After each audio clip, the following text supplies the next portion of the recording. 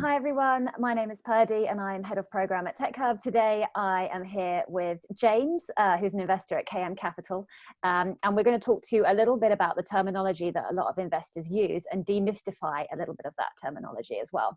So to get started with, we're going to talk a little bit more about investment rounds. So you've got pre-seed, seed, Series A, bridge, B, C, and some of these Series A rounds are in the hundreds of thousands, some of them are in the millions.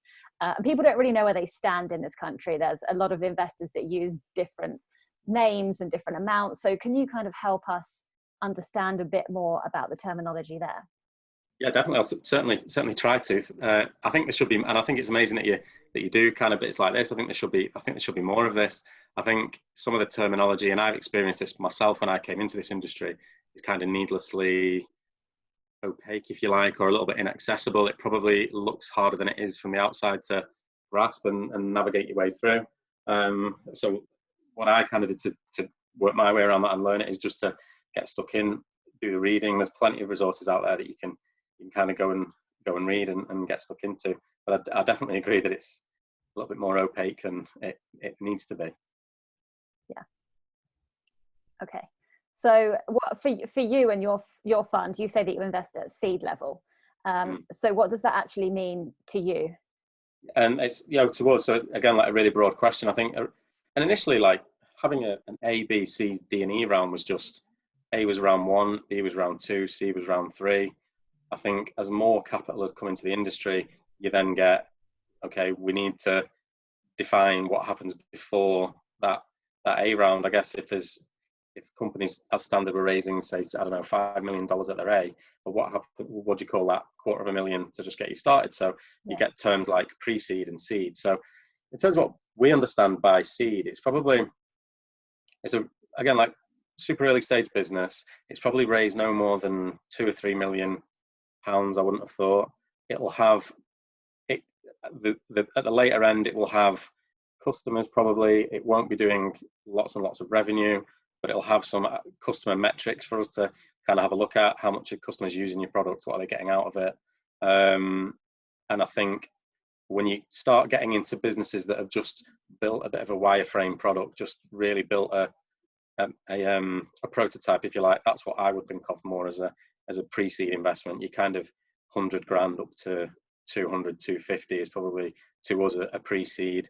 Anything from there up to, as I said, a million, 2.5 million, we think of as a seed, and that's where we tend to invest. So we're always a co-investor among a syndicate of what can be sort of 5 or 6 other investors up to kind of a party round of lots and lots of different angel investors and lots of different kind of ticket sizes coming into a round. But seed for us again is that you've got at the top end, it's some customer engagement, some people buying your product, some using your product. If you're an enterprise company, you've maybe got 1 or 2 clients using your platform, and that's what we think of as seed. Yeah. But totally, like there'll be huge seed rounds. There'll be rounds like way bigger than that people label as seed. Maybe just because it's their first round. Yeah. Well, leading on from that, actually, so the next question that we had, which works quite well, is about kind of co-investing and having the idea of a lead investor. Mm-hmm. So you say that you co-invest. Can you just explain kind of what you mean by co-investing, what a lead investor looks like in that situation, and then how a founder would approach the lead investor versus how they might approach someone to co-invest in their business? Well, I think if you're kicking off a process and you're raising around the funded, I think and if you know there's going to be probably a few different parties coming in, then the most important person to knock over first, is that lead investor. Yeah. The lead investor will come in, do the deepest work on your business, run a significant due diligence process, market research. They will probably price you around. You'll have a discussion with them around the valuation and the terms of the deal. These kinds of things are being put, and they'll issue you with a term sheet, outlining all this. And at that point, that is a strong indicator to other investors, maybe such as us, that an amount of work has been done on this by often a bigger, more reputable firm. So for us, we look at that and think, okay, interesting. There's a fund double the size of ours that's willing to write half this round.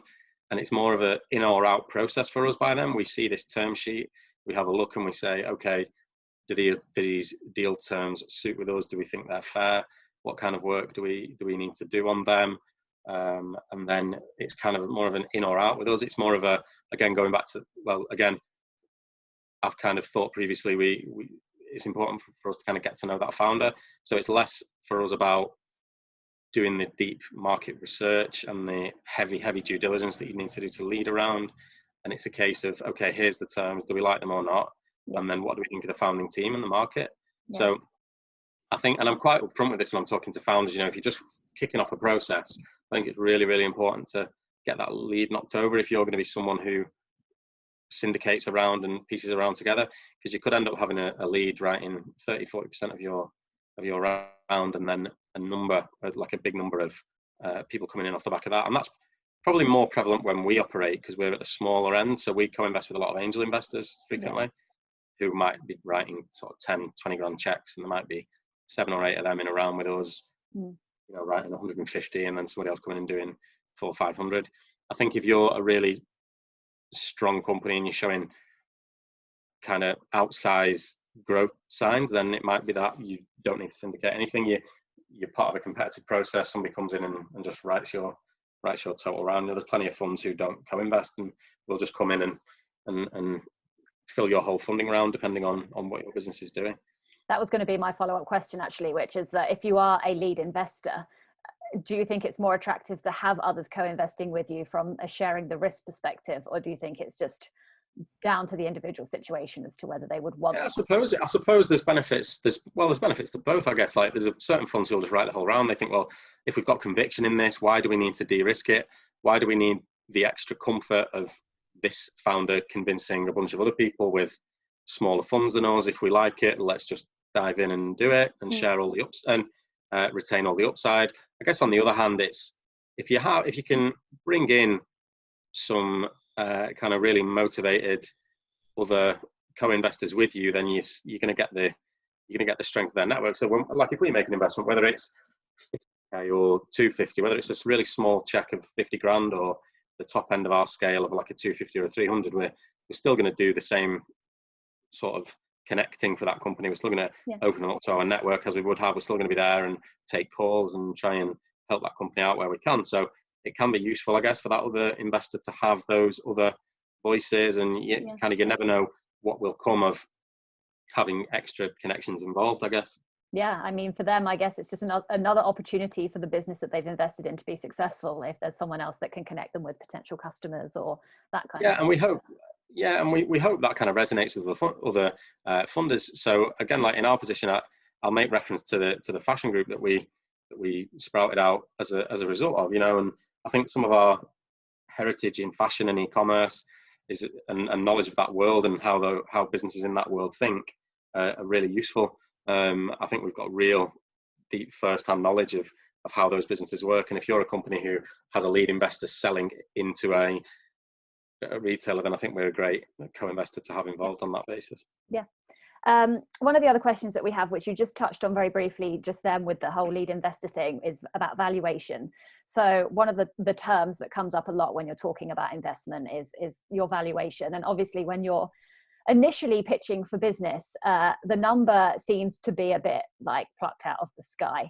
And no startup really knows how much to value their business as. Is there any advice that you have for founders that are at that stage? I don't think any investor really knows. There's no science to it, and I actually don't like it when, you know, if we're presented with a 3 or 5 year forecast and a valuation which is worked back from, I don't know, year 3 revenue at a multiple of 10, that switches me off, because there's just, you're building uncertainty upon uncertainty. I mean, my advice that I kind of give to people is, you know, think of the shopping list of things that you need in your business. Why are you raising this money? What do you need it for? Take that figure, divide it by 15 or 20%, and that'll work you up to your post-money valuation. Take off whatever you needed to raise, and then you're back at your pre-money then. And then just have a look at that and be skeptical and be quite cold and think, well, say that comes out as 2 million. Have an honest look and think, and benchmark against all the platforms that you can find out there, like Crowdcube and Angel Investment Network and Seeders and all these public places, and look at those other valuations of businesses and say, well, if I'm pitching as a 2 million business, well, here's another one that I've found that's 2 million. What's that one doing? And I think there's not a lot more you can do at the earliest stages other than that.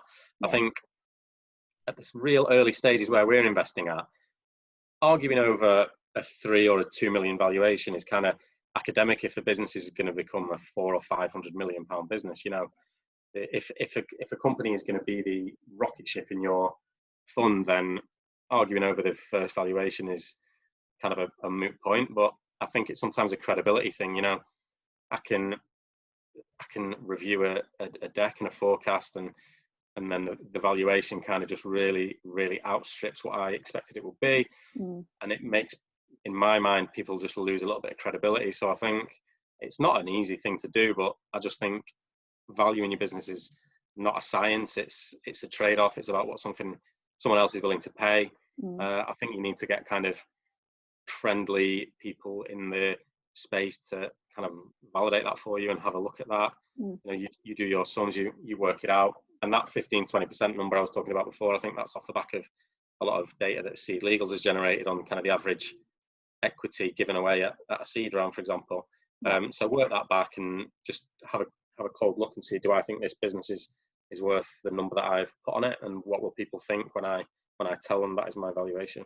Yeah, so it's about kind of applying a bit of realism, not complete optimism to the figure. Yeah, that's my view. And also, it's no good going out with too high a valuation too early, because you're going to back yourself into a corner then. And a big pitfall of a consumer focused business that we might look at is the difficulty that you have in identifying your most efficient kind of customer acquisition channels. So you might raise up just slightly too high a valuation. You spend more money marketing and acquiring customers than you probably thought you would. Therefore, when you need money again, you haven't moved the needle enough on customer acquisition to take you from what was already quite a high price up to another one. So then your existing investors are kind of looking at this and thinking, okay, this hasn't really moved on too much. Do I continue to back this company? That then creates a bit of a signaling risk to the rest of the market, or you kind of dilute yourself a little bit too much by having to just extend those original terms. So valuation is quite a difficult thing, I guess. Yeah. Let's talk a little bit more about kind of product stuff. So a lot of investors talk about having product market fit, and they also talk about having validation in the market before they want to invest. They want to see proof of validation. They want to see product market fit. Can you just explain a bit more about what those two terms mean? Are they essentially the same thing? I think so. And I think, again, they're strange, like jargony sort of terms to me. I think product market fit, I think, is just this situation where, you know, you've kind of, and this is not scientific phraseology I'm using here, but you know, you've kind of cracked it. The customers that are using your product love it. I don't mind how big that little pocket of customers is. It could be, I don't know, less than 50, but these people love it. Their word of mouth is strong. Lots of people are signing up organically to this. You know that the kind of solution that you've produced is what the market wants, and they're using it and they're recommending it and they're referring it to people. Whereas I guess the step before that is what you might have built and what you thought was needed. Customers are just not quite engaging with it as you thought they would. Like the ultimate example of this, and I'm not saying everyone should hold themselves to Facebook standards, but Facebook couldn't move to new cities quick enough. They had waiting lists. They were like running down to computer shops to buy server capacity, that kind of stuff. Like that is like the ultimate product market fit, when people just cannot get to your product fast enough. You can't expand to them quick enough. So I don't think it's like it's not a specific moment that you realize you've got this. It's just kind of a feeling that, hold on, I think we've cracked this. The customers who we were targeting to love this. They're using it as we think they should be, how we've designed it.